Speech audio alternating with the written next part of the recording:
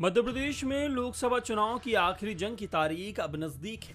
29 लोकसभा सीटों में से 21 सीटों पर चुनाव हो चुके हैं। अब बची हुई 8 सीटों पर 13 मई को वोटिंग होनी है। ये सभी 8 सीटें मालवा अंचल की है और इन पर फिलहाल बीजेपी का कब्जा है, लेकिन इस बार इस अंचल में मुकाबला दिलचस्प है। इन 8 सीटों में से 3 सीटें ऐसी हैं जहां कांग्रेस बीजेपी को तगड़ी टक्कर देती दिख रही है। तो चलिए जानते हैं इंदौर, उज्जैन, देवास, रतलाम, खंडवा, खरगोन, धार और मंदसौर में से ऐसी कौन सी सीटें हैं जहां कांग्रेस जीत की संभावना तलाश रही है। उज्जैन में बीजेपी ने एक बार फिर मौजूदा सांसद अनिल फिरोजिया को टिकट दिया है, तो वहीं कांग्रेस ने यहां पूर्व विधायक महेश परमार को प्रत्याशी बनाया है। यहाँ बीजेपी पीएम मोदी के चेहरे और विकास के मुद्दे पर चुनाव लड़ रही है। मौजूदा सांसद महाकाल कॉरिडोर के निर्माण का काम भी क्षेत्र की जनता को गिना रहे हैं। इसके अलावा मोहन यादव का मुख्यमंत्री बनना भी यहां वोटर्स को बीजेपी की तरफ आकर्षित कर रहा है। यही वजह है कि उज्जैन में बीजेपी कांग्रेस से कई ज्यादा आगे दिखाई दे रही है। देवास लोकसभा सीट पर बीजेपी ने मौजूदा सांसद महेंद्र सिंह सोलंकी पर दांव खेला है। वहीं कांग्रेस ने राजेंद्र मालवीय को अपना उम्मीदवार बनाया है। बीजेपी का गढ़ माने जाने वाली इस सीट पर कांग्रेस लंबे समय से नहीं जीती है। 2019 के लोकसभा चुनाव में यहां बीजेपी ने 4.25 लाख वोटों से जीत दर्ज की थी। बीजेपी इस बार भी यहां हिंदुत्व और विकास के मुद्दे पर चुनाव लड़ रही है। पीएम मोदी की वजह से यहां बीजेपी के पक्ष में अच्छा माहौल बना हुआ है। हालांकि मौजूदा सांसद को लेकर एंटी इनकम्बेंसी की बात भी कही जा रही है, जिसका फायदा कांग्रेस उठा सकती है। कांग्रेस उम्मीदवार अक्षय कांति बम के आखिरी समय में नाम वापस लेने और बीजेपी में शामिल होने से यहाँ मुकाबला एक तरफा हो गया है। यहाँ बीजेपी अपनी जीत को लेकर आश्वस्त है, तो वहीं कांग्रेस शहर में नोटा अभियान चला रही है। कांग्रेस ये संदेश पहुंचा रही है कि लोकतंत्र को बचाने के लिए नोटा का बटन दबाएं। हालांकि पीसीसी चीफ खुद ये स्वीकार कर चुके हैं कि इंदौर में बीजेपी के प्रत्याशी शंकर लालवानी की जीत होगी।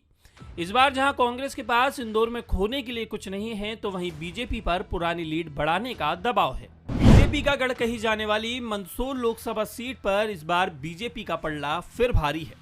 इस बार के चुनाव में लोकल मुद्दे हावी हैं। मौजूदा सांसद और बीजेपी उम्मीदवार सुधीर गुप्ता अपने काम गिना रहे हैं, तो वहीं कांग्रेस प्रत्याशी दिलीप गुर्जर एंटी इनकम्बेंसी के साथ क्षेत्र में विकास नहीं होने की बात जनता तक पहुंचा रहे हैं। कुछ ग्रामीण क्षेत्रों को छोड़ दे तो यहां बीजेपी का पलड़ा भारी नजर आ रहा है। कभी कांग्रेस का गढ़ रही खंडवा लोकसभा सीट अब बीजेपी का अभेद किला बन चुका है। 2009 के उपचुनाव को छोड़ दें तो 1996 के बाद से यहां बीजेपी लगातार जीत दर्ज कर रही है। इस सीट पर बीजेपी ने मौजूदा सांसद ज्ञानेश्वर पाटिल को लगातार दूसरी बार मौका दिया है। वहीं कांग्रेस ने इस बार नरेंद्र पटेल को अपना उम्मीदवार बनाया है।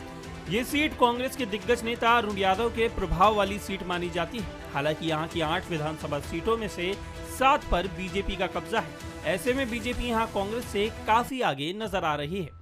इस सीट पर आदिवासी वोटर्स की संख्या भी निर्णायक है। मालवा निमाड़ की सीट पर कांग्रेस इस बार बीजेपी को कड़ी टक्कर देती दिख रही है। धार लोकसभा सीट की 8 विधानसभाओं में से 5 पर कांग्रेस का कब्जा है।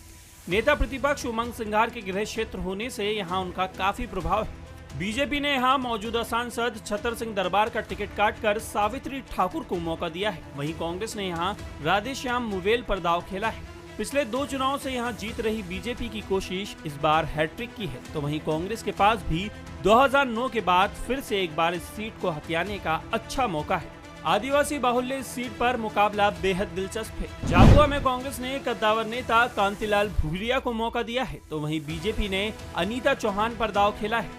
2019 के चुनाव में बीजेपी के गुमान सिंह डामोर ने कांग्रेस के कांतिलाल भूरिया को 90,000 वोटों से शिकस्त दी थी।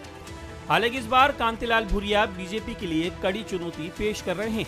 भील समुदाय से आने वाले कांतिलाल भूरिया इस बार जमकर पसीना बहा रहे हैं। राजनीतिक जानकारों की माने तो यहाँ राम मंदिर और मोदी फैक्टर ज्यादा काम नहीं कर रहा है, जिस वजह से कांग्रेस यहाँ बढ़त बनाई हुई है। धार झाबुआ की तरह खरगोन लोकसभा सीट पर भी कांग्रेस मुकाबले में है। इस बार कांग्रेस ने यहाँ नए चेहरे पोरलाल खरते पर दांव खेला है, तो वहीं बीजेपी ने दूसरी बार गजेंद्र पटेल को मैदान में उतारा है।